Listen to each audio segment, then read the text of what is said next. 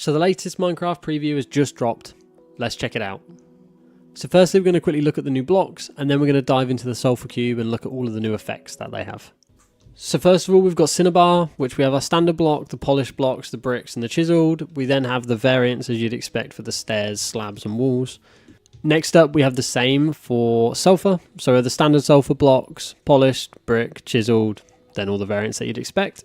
All of these blocks are created in exactly the same way that you would create any type of stone, just using obviously the sulfur or the cinnabar as the base block.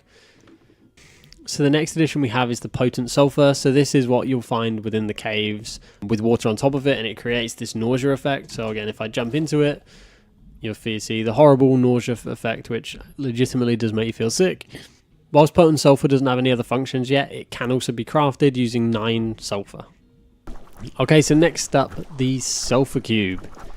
So the sulfur cube is a new passive slime mob that will spawn in the sulfur caves. These don't breed, but if you need more of them, you kill them, you get 2 more, let them grow up and repeat the process. If you want to be able to pick up these sulfur cubes and move them somewhere else for whatever reason, then you can always do so with the bucket. Right click on it and then you'll get a bucket of sulfur cube. So there's 2 ways that you can feed these. Is one, if you throw the item on the floor, they'll move towards it, like so. If we throw it there, it will eventually go and eat it. And the other way is if you have it in your hand, just right click and then interact it. If at any point that you want the item back, then you can get some shears, right click, it will remove the item, just throw it out like that, you can pick it back up and then the sulfur cube will just return back to normally hopping around. So at the minute there are 9 different behaviours for the sulfur cube. If you feed a sulfur cube any of these items, any of these blocks, they will take on a rubber bouncy effect. If you feed them any of the following blocks, they'll get a golf ball effect. If you feed them any of these frozen blocks, then they'll have the fast sliding effect. If you feed one soul sand or soul soil, they get high resistance.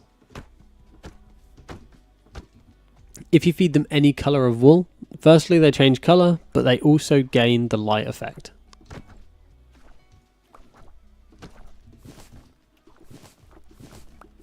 If you feed them blocks of iron, gold, copper or the ores, then they get a heavy medicine ball style effect. If you feed one any of the following blocks, then they get a really slow sliding effect.